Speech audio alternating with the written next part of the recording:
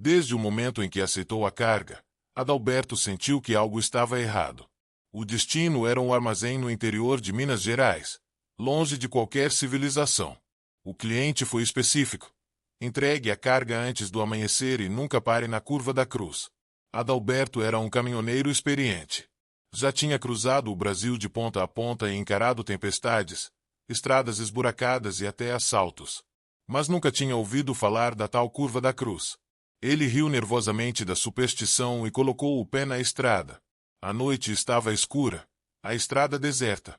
Nem mesmo os vagalumes ousavam iluminar o caminho. O caminhão roncava alto, mas o silêncio ao redor parecia engolir o som do motor.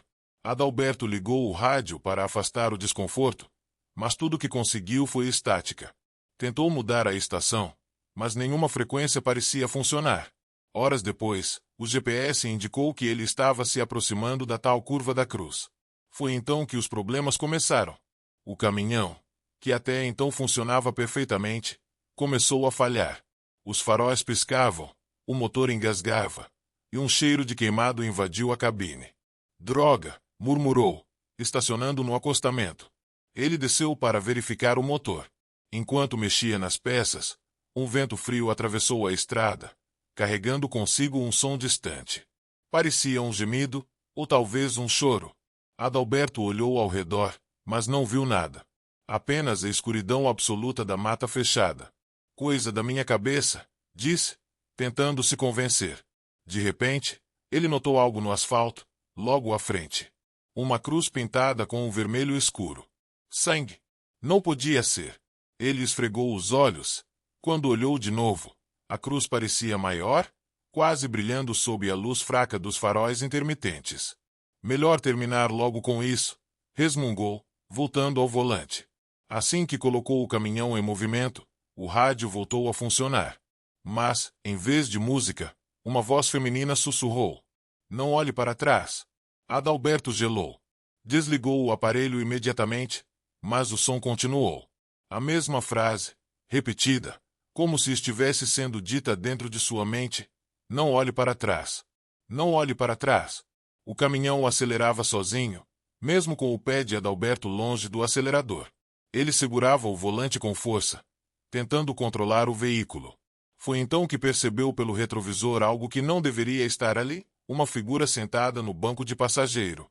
Uma mulher de vestido branco, com o rosto encoberto pelos cabelos. Sai daqui! Gritou, quase perdendo o controle do caminhão. A figura não se moveu. Ele desviou o olhar para a estrada, mas podia sentir o peso daquele olhar invisível queimando em sua direção. Foi então que a figura falou, com uma voz arrastada e cheia de dor. Você vai terminar como eu? Adalberto não aguentou. Virou o rosto para encarar a figura. Mas ela não estava mais lá. No lugar dela, havia uma marca de mão ensanguentada no vidro da janela. A temperatura dentro da cabine despencou, e o para-brisa começou a embaçar.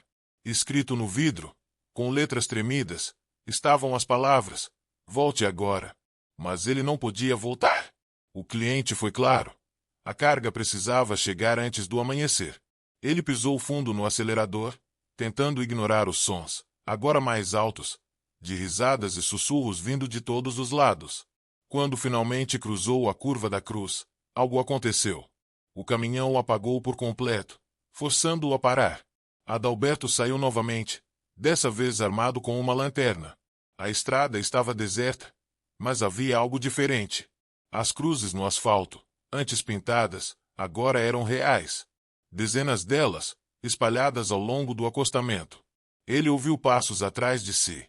Lentos, arrastados. O coração disparou. Ele se virou rápido, mas não havia nada ali. Somente a sombra de algo grande se movendo entre as árvores. Quem está aí? Gritou, a voz falhando. Não houve resposta. Apenas o som de algo se aproximando, agora mais rápido. Ele correu de volta para o caminhão e tentou dar a partida. O motor tossiu, engasgou, mas não ligou. Adalberto começou a rezar, algo que não fazia havia anos. Foi quando sentiu uma mão gelada em seu ombro. Ele olhou para o lado, e lá estava ela novamente. A mulher do vestido branco. Mas dessa vez, o rosto dela estava visível. E era horrível. Os olhos eram buracos vazios, e a pele parecia queimada, como se tivesse sido exposta a um fogo intenso. Ela abriu a boca para falar, mas o som que saiu foi um grito agudo, que fez os vidros do caminhão estilhaçarem. O mundo ao redor ficou escuro. Quando Adalberto acordou, estava ao lado do caminhão, com o sol nascendo ao longe. A carga desapareceu, assim como qualquer sinal das cruzes ou da mulher. Ele tentou ligar para o cliente, mas o número não existia mais. Na carroceria do caminhão, apenas uma única frase estava escrita com letras enormes e sangrentas: "Não volte." Desde aquele dia, Adalberto nunca mais dirigiu. Ele vendeu o caminhão e se mudou para a cidade, jurando nunca mais cruzar estradas desertas. Mas ele sabe que algo ainda o observa, esperando pelo momento certo para reclamar o que ficou inacabado naquela curva maldita. Era uma noite fria no sul do Brasil, e João, um caminhoneiro experiente, fazia mais uma de suas entregas noturnas. Ele havia cruzado estradas solitárias durante toda a sua vida, mas nada o preparava para o que eu estava prestes a vivenciar. Seu destino era uma pequena cidade chamada Santa Brígida, um lugar isolado nas montanhas, que ele nunca tinha ouvido falar antes. O pedido de entrega era simples: levar uma carga de materiais de construção até um armazém no fim da cidade. No entanto, o que chamou a atenção de João foi uma pressa incomum do cliente. Ele havia recebido a ligação na tarde anterior de um homem de voz rouca, que insistiu que a entrega fosse feita exatamente à meia-noite. Não antes, não depois. Era estranho, mas João já estava acostumado com critérios esquisitos no trabalho. Aceitou o serviço e partiu ao entardecer, sem pensar muito sobre o que poderia. Enquanto dirigia pela BR-116, o céu começou a se fechar com nuvens escuras, e a névoa se arrastava pela pista como uma cortina densa. João dirigiu os faróis altos, mas isso mal ajudava a enxergar alguns metros à frente. O rádio do caminhão falhava constantemente, com interferências estranhas, então ele decidiu desligá-lo. O silêncio da estrada era perturbador, só o motor roncando e o som das rodas cortando o asfalto molhado. Após algumas horas, a estrada começava a ficar cada vez mais deserta. As poucas casas que ele via à distância foram abandonadas. As placas de sinalização estavam enferrujadas e muitas mal podiam ser lidas. O GPS indicava que ele estava no caminho certo, mas algo parecia errado. Ele não via nenhum outro veículo a mais de. Foi então que, ao virar uma curva, João avistou um homem parado no acostamento, usando um chapéu de couro e um casaco grosso. Ele segurava uma lanterna acesa e fazia sinal para que João parasse. Instintivamente, João diminuiu a velocidade. Mas algo não parece aquele homem o deixou desconfiado. O rosto dele estava parcialmente coberto pela sombra do chapéu, e ele parecia rígido, como se não se mexesse há muito tempo.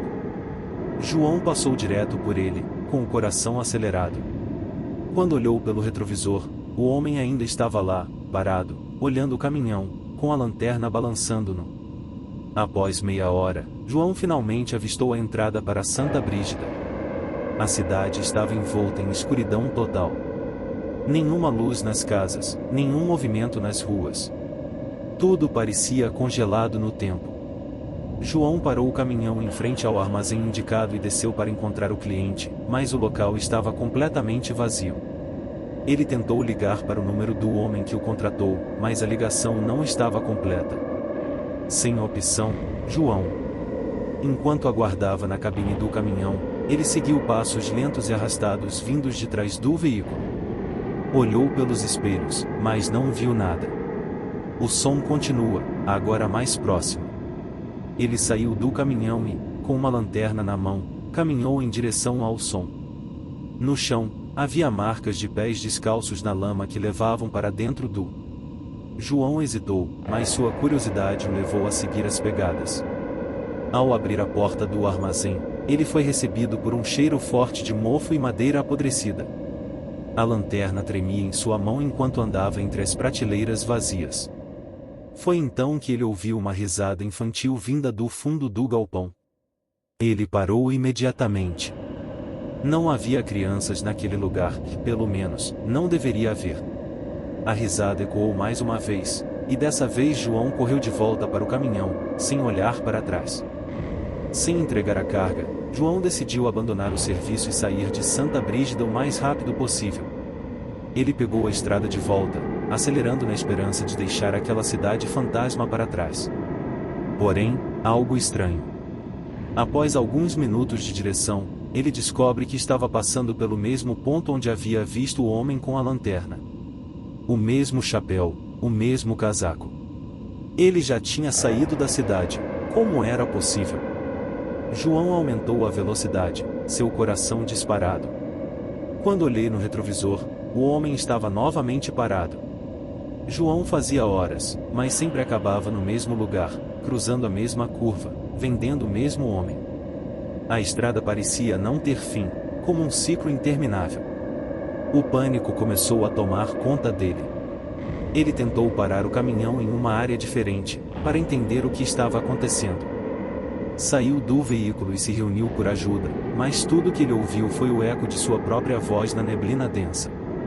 Quando entrou de volta no caminhão, encontrou algo que não estava lá antes, uma boneca de pano, velha e rasgada, tocada no banco do passageiro. Ela parecia ter sido deixada lá por alguém. A risada infantil que ouvirá no armazém voltou a ecoar dentro e João sabia que não estava mais. Desesperado, João aconteceu sem boato, tentando escapar do que parecia ser uma armadilha sobrenatural. Quando finalmente o relógio marcou meia-noite, ele viu algo à frente na estrada e uma criança, parada no meio da pista, com um vestido branco, os cabelos cobrindo o rosto.